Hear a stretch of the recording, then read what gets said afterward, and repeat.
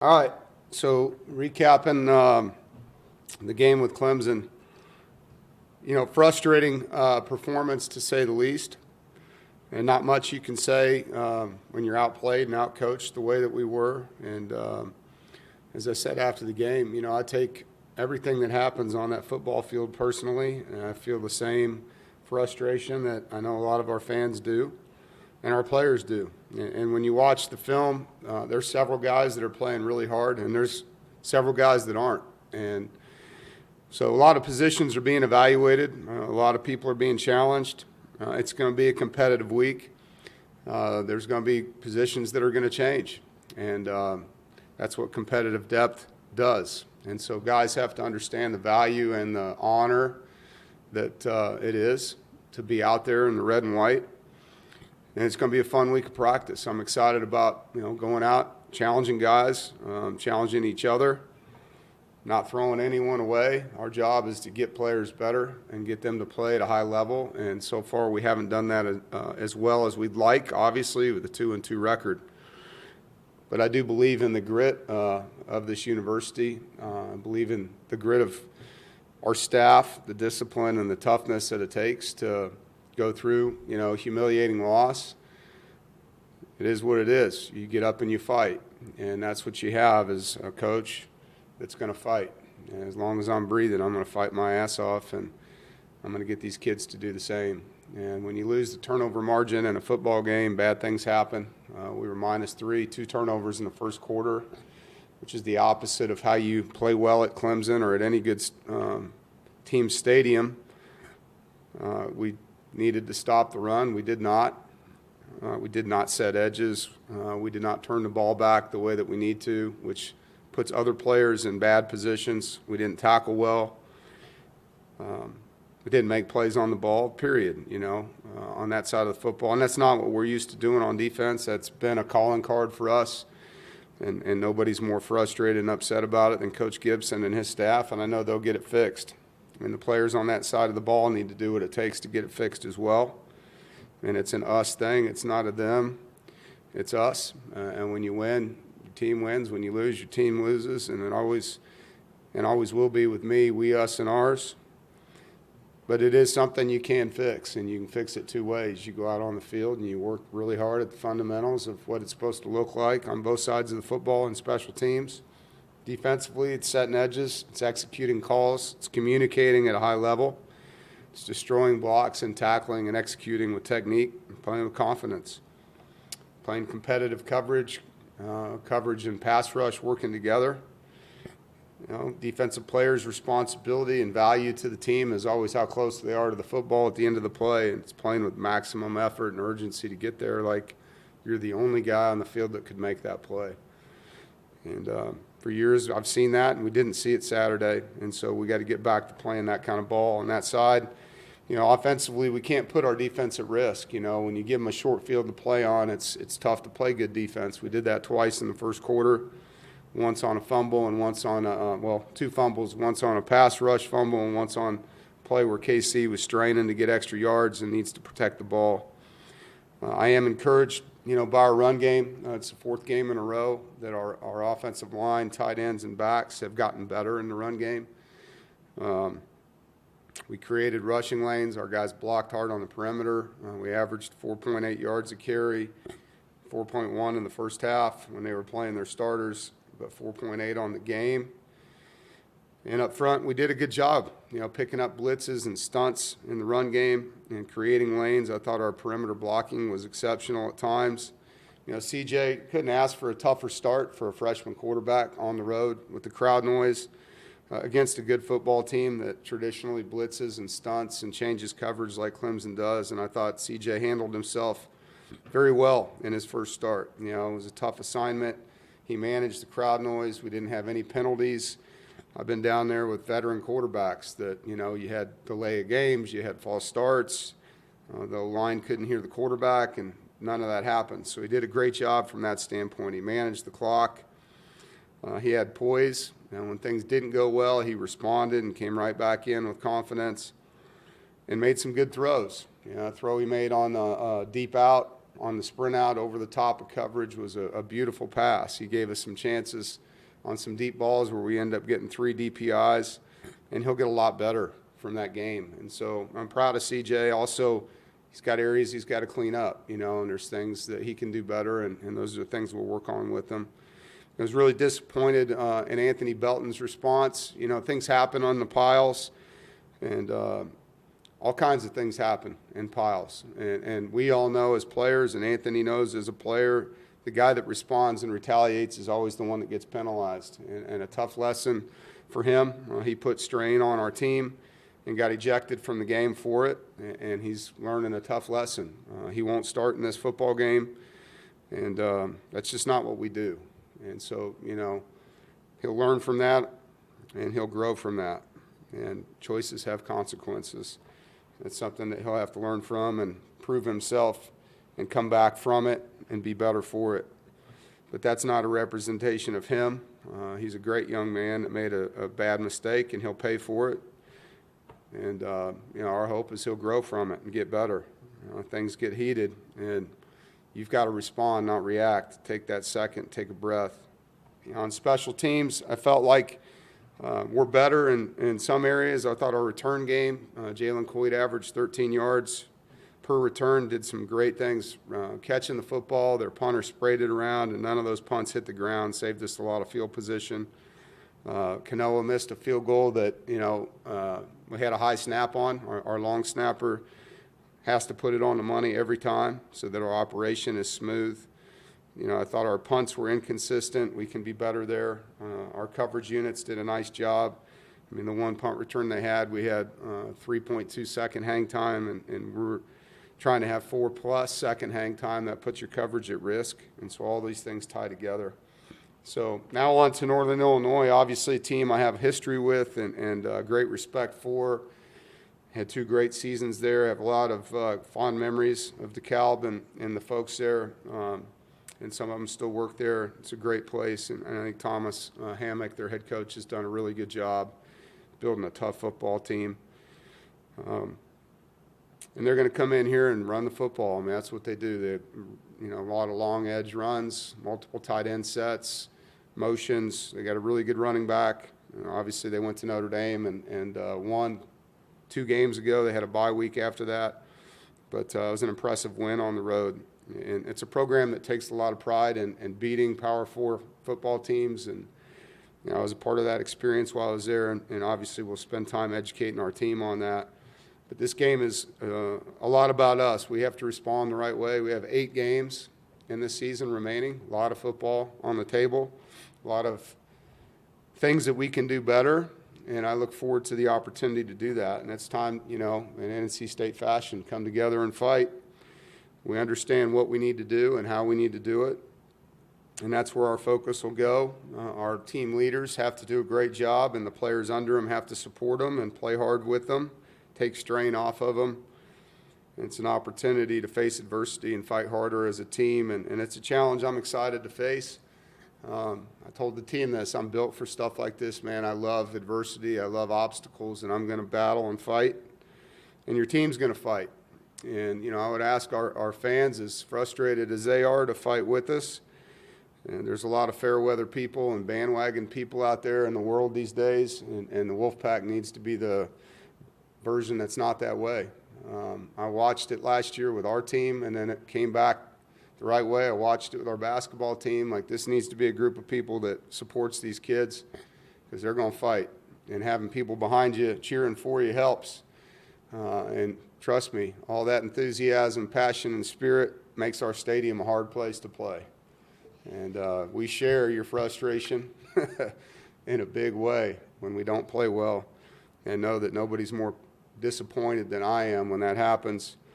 And you're going to get our best. And it's going to be a dogfight. It's a good football team coming here to play us this week. And challenge laid, challenge accepted.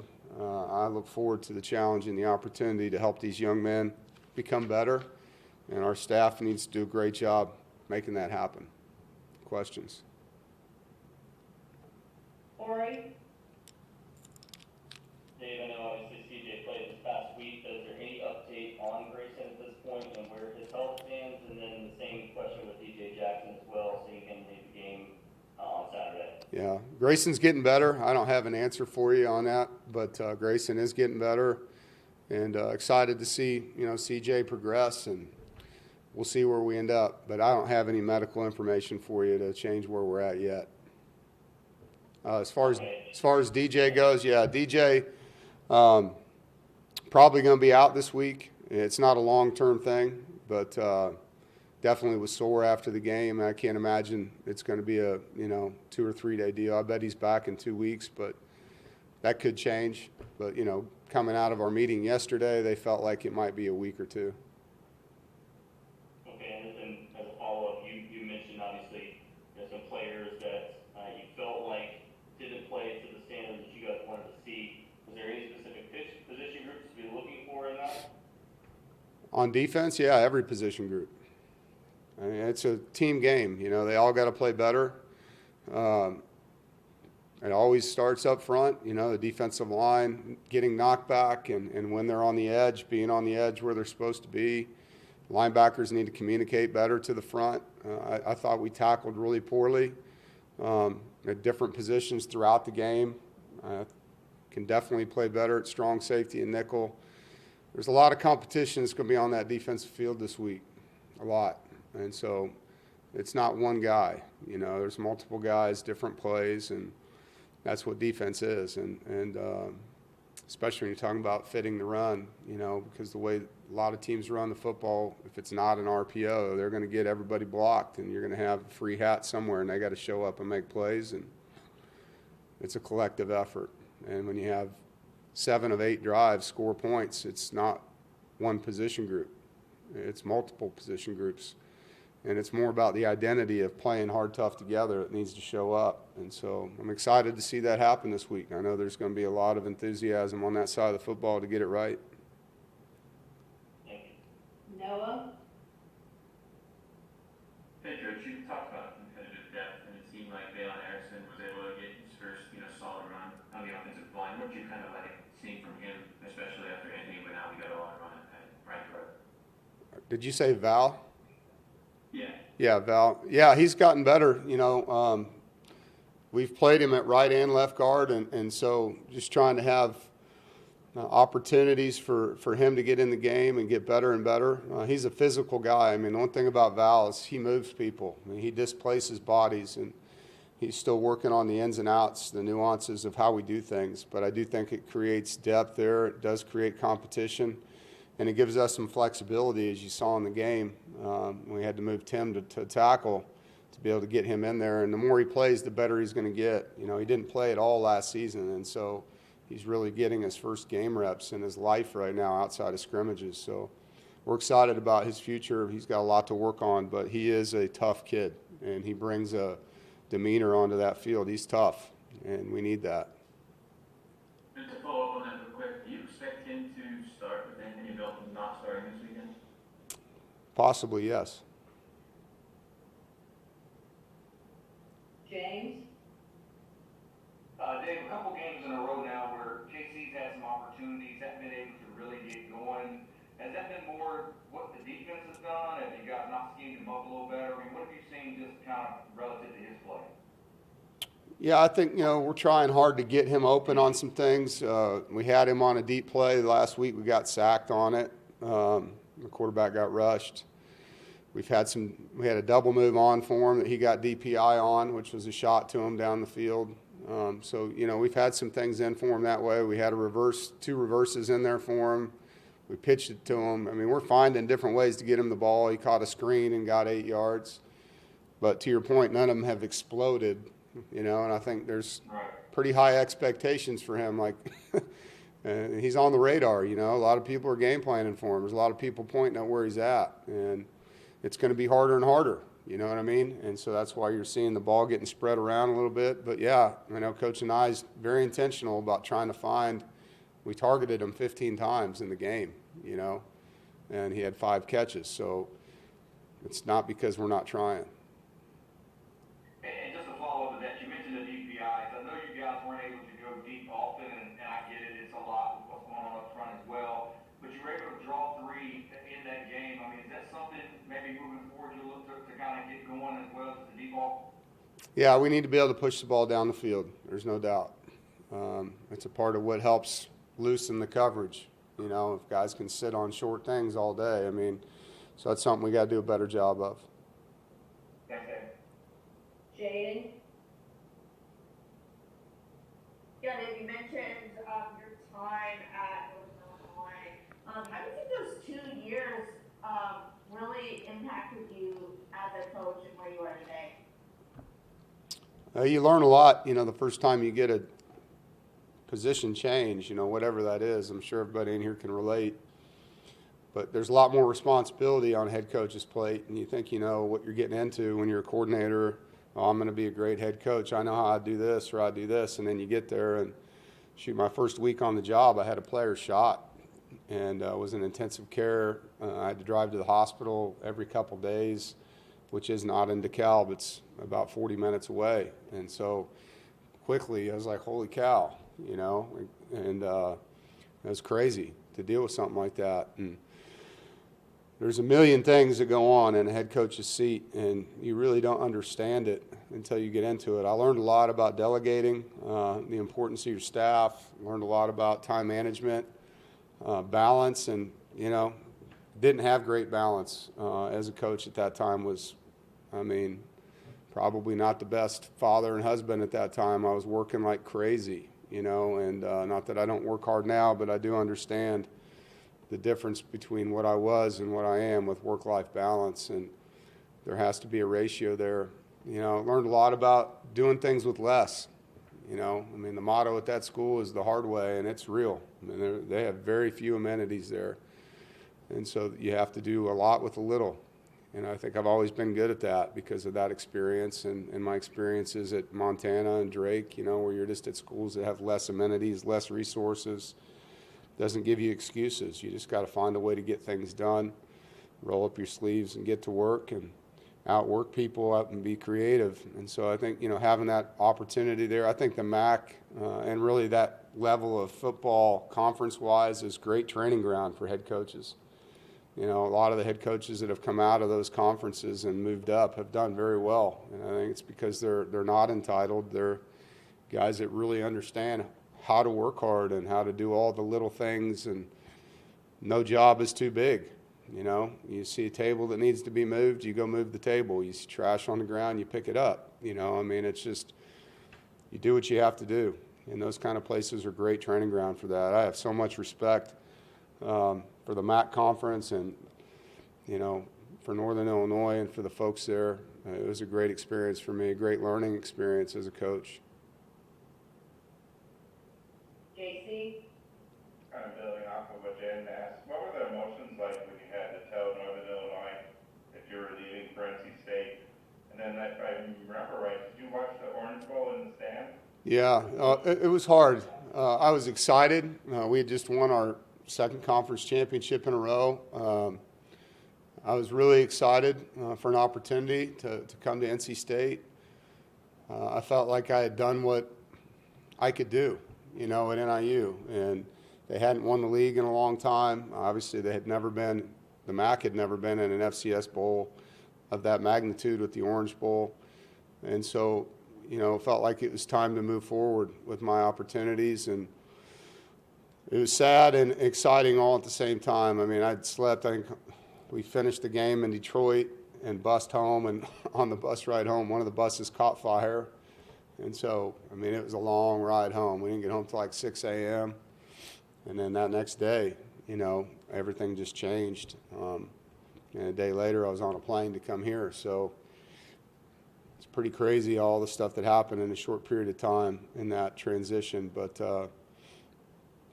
I have so much love and respect and for those kids and the program itself. You know, leaving there it was hard. At the same time, it's, you know, when you inherit something, which I did from Jerry Kill, he did a great job there, building that program up, and then take it where it wasn't to a championship back-to-back. I felt like I definitely put that place on solid footing, and they promoted Rod Carey, who was my offensive coordinator, to head coach, and so they got to continue with the same type of culture, and he did a great job for the number of years that he was there.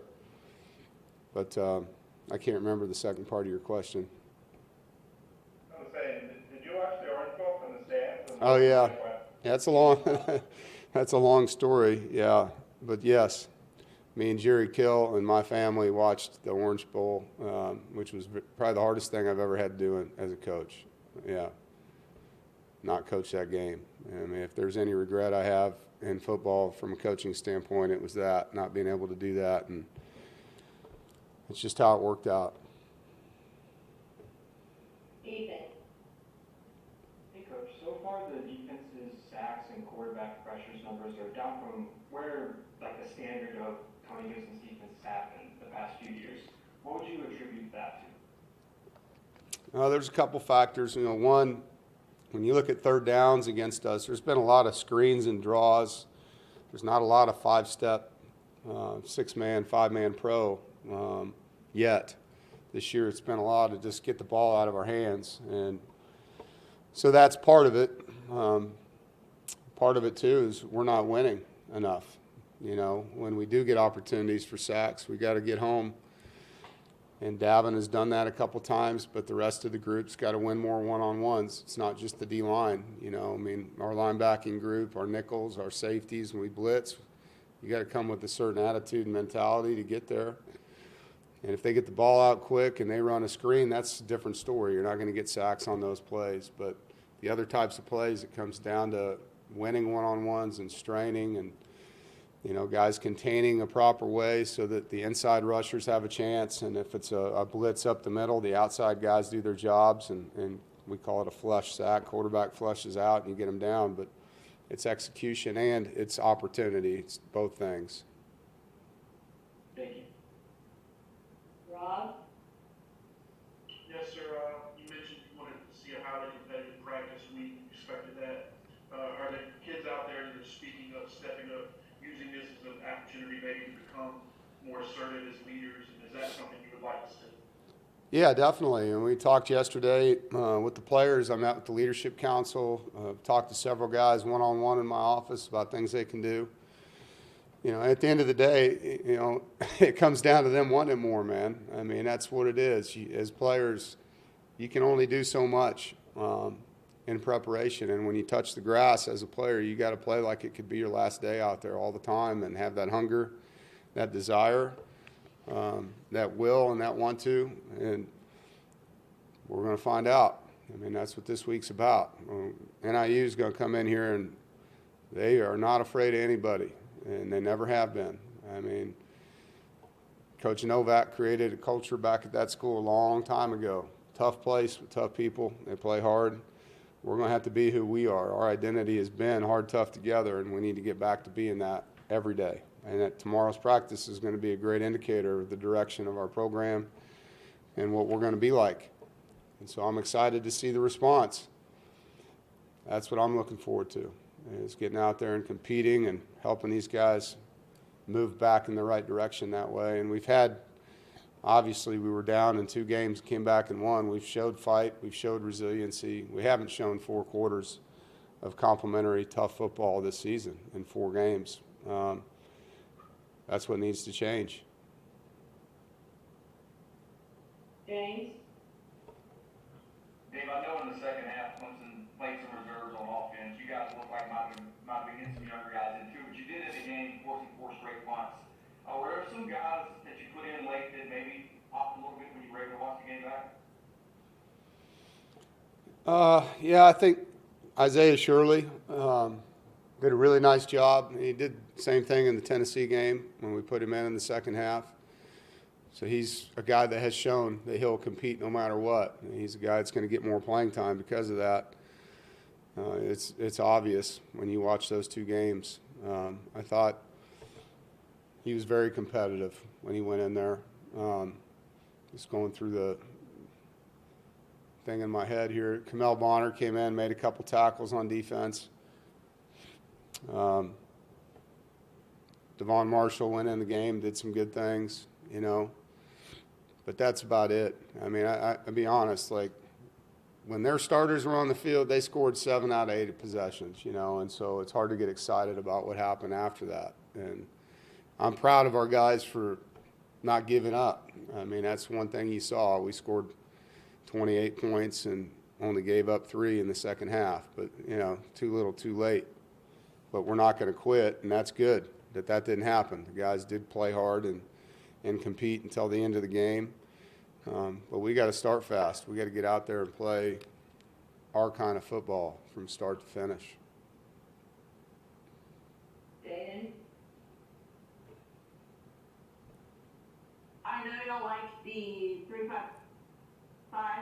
or 3-5 defense. Have y'all considered going, 4-3-4 or anything like that? No. Yeah, we've led the ACC in defense 3 years in a row. It's my grandpa used to say this to me, and he was Native American, so I can say this: it's not the arrows, it's the Indians. And you got to get out there and you got to execute. It doesn't matter what defense or offense you run. If 11 guys aren't doing their jobs, it's a bad one. It's a bad one. And so we have a scheme that's proven. We have a coach that's good at coaching it, and we have players that need to step up and do what they're coached to do. 2 more, JC. You mentioned 11 guys doing their job, with Kate Klubnik's 55-yard run to set the tone of the game. What did you kind of see on that play? What could have happened, or did Clemson just have the right place or right time? They definitely called a good play. I'll put that on us, to be honest with you. There's things that could have happened. When we crack replaced, our safety came outside of that block, which then blocked him into the corner. Had he fit inside, then our corner would have been sitting there to get it down. But the defensive design of that, they caught us in a bad call against a good play. It shouldn't have been a touchdown, but it was because of how we fit. If you watch the end of the play, you'll see the safety, number 5, trying to get outside of an outside-in block, and if he fits underneath it, the corner's right there to replace it. And so that's just leverage. But it was a good play call by them against a defense that wasn't designed for that play. And so sometimes you call a good play against, a scheme, and it hits. And same thing happens for us the other way around, but it shouldn't have been a touchdown. And Aaron. Yeah, Dave, sort of off topic about the game, but in the big picture of the transfer portal, we've seen a lot of teams take what amounts to a front office approach within their staff of player personnel and that kind of thing. Everybody does it a little differently, but I'm curious kind of how you've gone about figuring out, okay, this is what we need to prepare for the portal of this guy might be in, this guy might be a fit, and how that's sort of evolving as this whole world continues to take shape. Yeah, I think I've said this before. We definitely changed our recruiting office 2 years ago to more of an NFL model because of what you're saying. And we have a guy, Tony Shields, and that's what he does is he evaluates college talent. And so we have write-ups on guys that we think fit our program. If they go in the portal, then we already know this is a yes, this is a no. You track guys regionally that leave in case they decide they want to come back home. And so like if we recruited a young man like Noah and he leaves, you pay attention to what's going on. And so when he goes in the portal, you know that, hey, we liked him in high school. If he comes back, he would be a yes. And so you're just trying to do the background work prior to. It does help when you have previous relationships so that you don't have to figure out, is he the right kind of guy for us or not? Because that's the hardest part, and it's really challenging at the end of the season when the portal opens. We only have like 2 weeks before we start school in January, from when the portal opens until classes begin. And so within a 2-week period, if it's a guy that you don't know anything about, you didn't recruit him in high school, he's from outside the region, and he's interested in coming because it's a positional fit with a need, you got a lot of information to try to uncover in a short period of time. It's really hard. The schools that start later in January, I think, have a big advantage in the portal, not only because they can have longer time to recruit and get guys into school, but because they have more time to get to know them, more phone calls, more visits, all the things that can happen, from 6 weeks to 2 weeks. And so it's hard when you're a first week of January startup like we are for academics. It's a short window. And so, that office has got to do a lot of homework, and there's a lot of research that goes into recruiting behind the scenes, a lot. We used to not have that set up. We have a player personnel side that handles high school. We have a player personnel side that handles college transfers. We have a recruiting side that helps with recruiting. Obviously, we have our graphics design and creativity side that helps us with the imaging, and then, you know, Andy Vaughn is our general manager that oversees the entire thing. So it is an NFL model, and I think most schools at this level are in that. It's really hard not to do it that way. We tried a few years back, and it's just, you feel like you're chasing your tail. Guy goes in the portal, you don't know anything about him, you didn't do any research, and you don't have enough time to figure it out. You can make some really bad decisions. Just one other quick follow-up to that. Is it still sort of do you feel like you have a good number of staff and, you know, structure? Is it still one of these things though that we're still early in the portal, in the lifespan of this crazy world? You're still trying to figure out this may need to change, this can work better, all those parts of it? Yeah, I think you're always looking at ways to get better. Adding doesn't always make you better either. I think, you know, the people you have to be really good. Sometimes you do need more hands on deck. Sometimes that's true. Sometimes it's not. You know, sometimes you have what you need. Sometimes you may just need a different person, you know, and so I'm always evaluating how we're operating, and I'm not afraid to make changes. You've seen that over the years, and that's part of being in charge. You know, you have to evaluate yourself first, and then your staff under you, and then the parts that they're working with. And I do look at this as a group that has to drink the same Kool-Aid. We got to work together really well. I have to communicate really well. And I'm fortunate. I have really good people around me. I mean, I have a great group to work with every day. They do a good job. They communicate well. They understand the vision of the program. And so, but it is, to your point, it's evolving, man, and it's going to keep evolving. Like, there's so many decisions that are still just, we're all waiting to see what judges are going to decide. And how do those decisions impact staff? How do those decisions impact scholarship numbers? How do they impact our walk-on program? Like, there's a million things that are on the table, not decided. They're going to have major consequences in college sports. Thanks, Dave. All right, thanks, everybody. Thanks. All right, y'all have a good day.